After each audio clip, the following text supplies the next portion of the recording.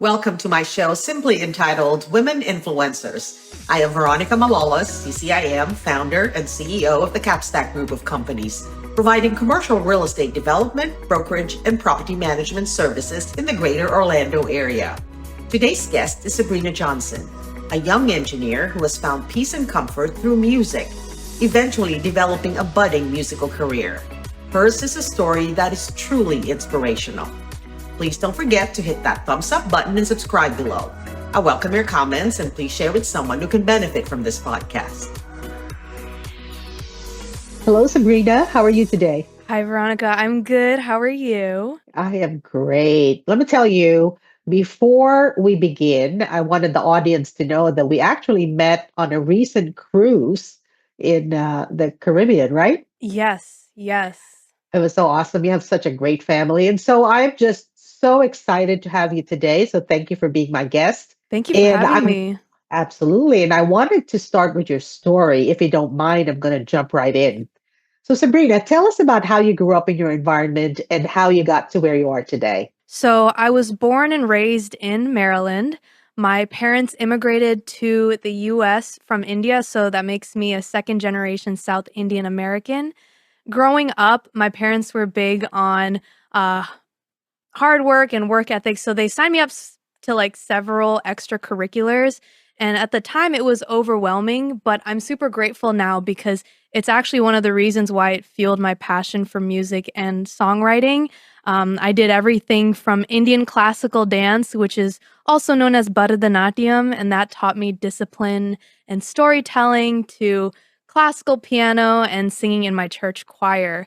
I will, Wow, let me tell yeah, you, that's a very Asian thing. So I it's so know. awesome because I grew up in a family where my mother made us go to all kinds of classes, and that's how Right. I tried to do with my children too. But again, that's amazing. It is an Asian thing, right? That's I funny. believe so. So, yeah, I mean, I will say though, like, I think maybe you might relate to this, but like coming from a traditional household, pursuing music wasn't exactly encouraged, at least in South Asian culture. So I did lean into my other interest, which is science, math. I do love building things. So I ended up graduating from the University of Maryland, shout out Terps, with a bachelor's in mechanical engineering and a Wow. minor in global engineering leadership. Here's the Wow. thing. That's so amazing. Thank you, thank you. It was a lot of work, and I will say, that we do need more women in STEM. Oh yes. Hey, I know. absolutely. Yeah, and even though I was pursuing engineering and I put music on the side, music was still always there.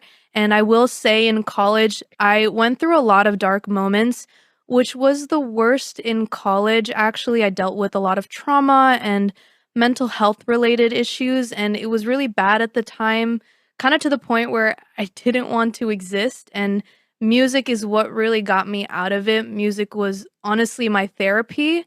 I'd be walking to class with my headphones on nonstop, listening to music, or I'd be in my dorm room with my MIDI keyboard plugged into my music software, and I'd create music, and I'd just let my imagination take over. So I was definitely doing that on top of my engineering studies at college. And yeah, and then what happened was junior year is when COVID hit. So I went home, classes were all online. So I had a lot more free time. And because I was isolated and stuck at home, it made me like think about what I really wanted to do. And I realized that I'd been on autopilot for a while and I needed to really reconnect with myself. I think it's so easy nowadays to just be so distracted with our daily activities, or we're either studying or we're working. It's so easy to just turn your mind off and just be on autopilot, you know? Oh, I absolutely agree with you on that. I think Yeah. that most of us actually deal with that challenge. Right, right, exactly. So COVID was an opportunity for me to basically reconnect with myself. I started reading books that inspired me. I journaled a lot. I did a lot of self reflecting, joined music groups online. I networked with other musicians and mentors. I took a lot of online classes outside of college, both music and business related, because I just wanted to keep learning. I started going to music conferences, songwriting and vocal workshops. I honestly traveled almost all over the country from like New York to Nashville to LA just to do all these things. And I even like cold emailed music execs knowing that most of them wouldn't respond. So basically I went all in. And now um bringing back the engineering degree that I have, I'm balancing my day job as a team lead engineer while also building my music career. So I've spent years honing in on my craft, and it's been so rewarding to release my own songs. It's under my artist name Sabs, that's Sabs. And one of my most recent songs, it's actually called Turnstiles, which goes into the struggles of burnout. And I also landed my first movie placement last year with my song I'll Be Yours for Christmas in the Hallmark movie Scouting for Christmas. Oh wow! Congratulations, Sabrina. I'm Thank you. just so amazed at the progress you've had, and of course for just keeping on with your dreams. And I have to tell everyone in the audience that your dad and your mom were so proud of you. And as we sat together across from a picnic table in the Grand Bahama Island, they were just so proud of you and shared your music and your accomplishments. So kudos to you, and of course just everything that you've done to keep pursuing your dreams. I have to ask you, Sabrina, if you don't mind, I know that you mentioned the loneliness and perhaps the struggle that you've had through college with your mental health. So Yes. that obviously is a challenge. And so if that was the challenge that comes to mind, if I asked you about a particular one and how you overcame it, talk a little bit more about that, because I do know that statistics show that a lot of college students actually go through the same thing. Yeah, that's a great question. I think one of the biggest challenges, it's so interesting because it's kind of like we're our worst enemies sometimes. Like we can create our own obstacles, and I think self-doubt and imposter syndrome is a huge one, especially early in my journey as a musician, but honestly also as an engineer. Like in college I was also having those self-doubts, being one of the few female engineers pursuing mechanical engineering. That was also another struggle I had to face as well. And to be honest, I still face imposter syndrome from time to time. Um, so it's honestly so easy to just feel like you're not enough, and it's so easy to just keep comparing yourself to other people and not feel like you're there yet. And how did you So, yeah. overcome your imposter syndrome? To be honest, I don't think imposter syndrome ever fully goes away. It's interesting because I remember listening to a podcast actually a couple of years ago where one of my favorite artists was talking about how she still experiences imposter syndrome, which surprised me because I would not have suspected that from her. And that's when I realized that imposter syndrome, self doubt, it's a very universal feeling. So, instead of overcoming it, I've learned to actually navigate through it and use it to my advantage. And basically, instead of letting it take over, I lean into the discomfort of it. I've had a therapist and a mentor tell me before that growth comes from getting comfortable being uncomfortable. And that's exactly what self doubt is. Self doubt is an uncomfortable feeling. So I use that discomfort as fuel. Basically, what I do is I channel it into my writing, which has become an outlet to process those emotions. And then over time, that vulnerability turns into art. And it's also helped me boost my confidence. So, in a way, imposter syndrome can help with confidence if you know how to use it correctly. Absolutely. I totally agree with you. And let me tell you, I'm so much older than you. And you're right. Everybody still, even in the very successful stages of one's career, Mhm. still experience imposter syndrome. But let me ask you about influence. So, if there was one outcome that you're most proud of that you've had influence on, what would that be? I would say this is I'm going to talk about my first placement in that movie last year. So last year I worked with an amazing team on a holiday track at a writing camp, and I'm so proud that like our song ended up in that Hallmark movie, and it was also my first placement as an artist, which is so crazy to still say. And it's not the placement that is the outcome that I'm really proud of. It's the reminder of how far I've come. That placement is like that reminder that I really needed at the time, because signing up for that camp in the first place was a big deal for me because I was already battling self doubt, like we mentioned previously, and that imposter syndrome. And I remember in the camp after we wrote the song, I was re recording those vocals so many times just to get it right. And and then after getting that placement, it reminded me how important it is to keep pushing, even when it feels hard, because you never know what's going to happen. And how has that influenced others, Sabrina? Yeah, so that kind of gets me emotional because it that journey has helped inspire people around me. I've actually had friends, collaborators, even strangers message me on Instagram, and they've told me that I've encouraged them to go after their own dreams, and it's it's a really great feeling to have. And it's interesting because I also remember going to people that I've worked with, and I've told them that they've inspired me too. So just that that domino effect, it's made me realize that even if we don't believe it, our stories can help others believe in themselves, which is Absolutely. one of the reasons why I keep showing up, because no matter how hard it gets, like, and there are going to be moments where it gets hard, you never know how much of an impact you can have on others. No, absolutely agree with you on that. And oftentimes, I think a lot of people actually don't realize the kind of impact that they would have with others Yeah, when they're doing something positive that might just be for themselves. They might think it's just a selfish act or it's just for themselves. But in fact, it's really a vehicle for others to be inspired. So right. thank you so much for that. Okay, let me ask you, Okay. if there was one piece of advice that you could give to our audience today, what would that be? I've mentioned this earlier and I want to say it again.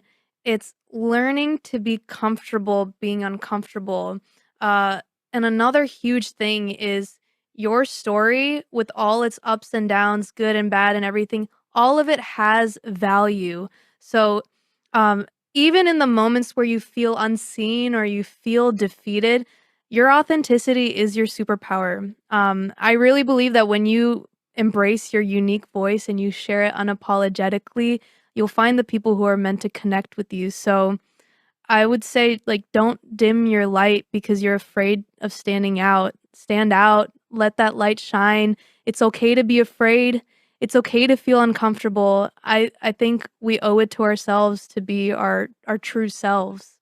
Wow, that is truly inspiring. And I know that it comes from the heart, Sabrina, because you've been through it, you've done it, and you actually serve as an inspiration for exactly what you have just shared. So thank you for Thank you. That that. means a lot.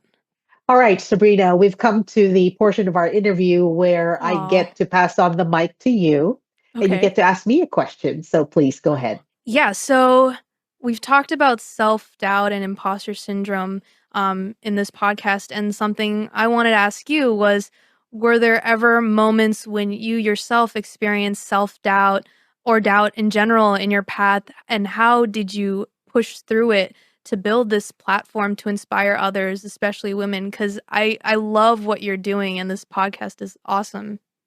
Well, first of all, let me say I appreciate your kind words. It's very encouraging. And I will tell you that in the many stages of one's life, I think self-doubt is is just always there. And the Hmm. reason for that, I think, is because we're always trying to figure out if we are doing the thing that makes us stand out or makes us important or that we are answering our call or our calling, right? So, for Hmm. instance, I came here as an immigrant. And that was back in 1989, which was a very long time ago, not of my choosing, but I came here anyway because of a divorce, very painful divorce. And I had to rebuild myself. And imagine being in an environment where you knew nobody, except for my family, of course, who's been so supportive. If not for them, I really wouldn't have lasted here for very long. Oh, And you experience a lot of self doubt only because you're trying to fit in, right? So, yes, at the many stages of my life, now later on, I became a mother of five children in a blended family between my husband and I. We raised five children. And of course, you have self doubt. A lot of mothers out there actually experience self doubt as to whether or not they're being a good mother or if what they're doing is actually the right thing to do. You're always experiencing this self doubt.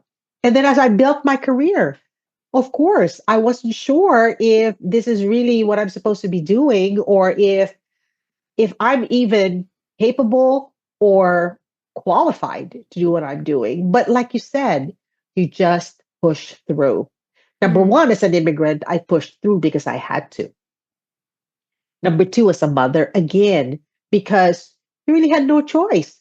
That is the role that you have, and you're just going to have to keep pushing through, reaching out to others, trying not to compare yourself with others. And then, of course, in building a career, you just have to keep going, get yourself educated, connect with other people. I always talk about osmosis, right? So I want to be around people who are successful in the field that I'm in, which is commercial real estate, love that. because that's just the way that you're going to get other people's energies and be inspired by them. And Yeah. consequently, like you said, you yourself becomes an inspiration to others. So thank you for that question. And that would be my short answer to that. Well, before Yeah. we go, Sabrina, do you have any parting words for our audience today? Well, I first want to say thank you so much for having me. And to anyone who's listening, um, I'm here if you do want to talk to me. You can reach out to me on social media and everything. My socials are just I am Sabs Music, SABS.